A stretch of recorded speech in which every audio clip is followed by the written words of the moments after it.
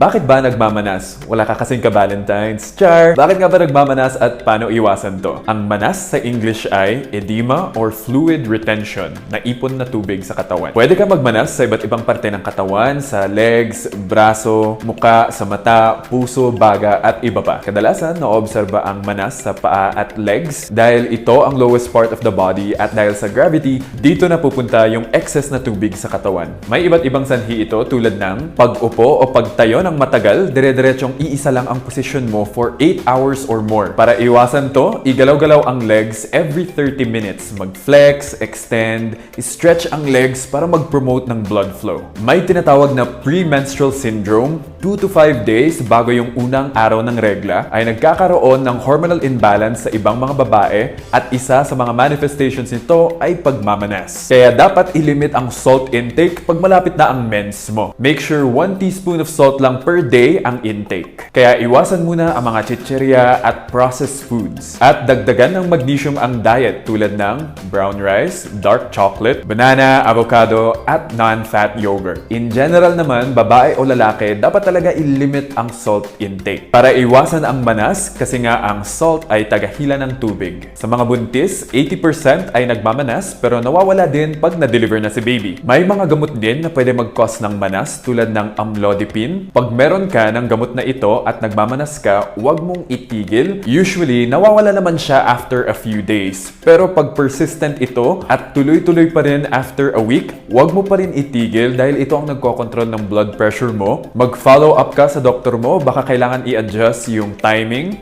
dose, or palitan yung gamot mismo. Trauma, pag may nahila na muscle or tendons sa legs mo, or infection, may tinatawag na cellulitis.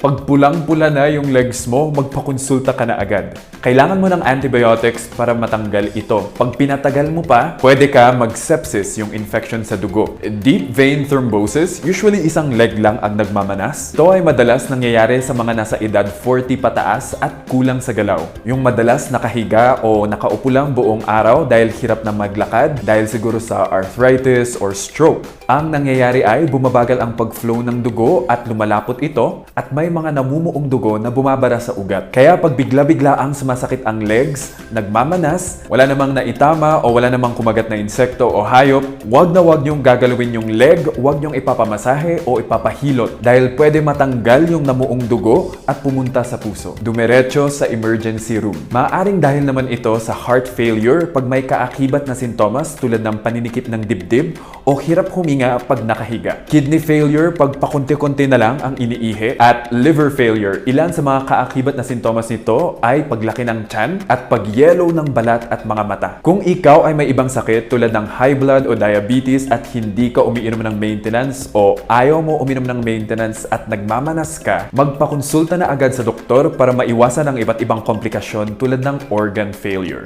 Ligtas ang may alam. Hanggang sa susunod, take care.